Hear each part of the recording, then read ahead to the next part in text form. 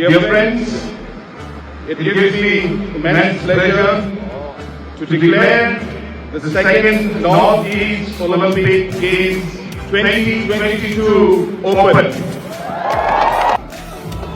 We then take down the pedestal. The flame will continue to remain alight till the end of the day.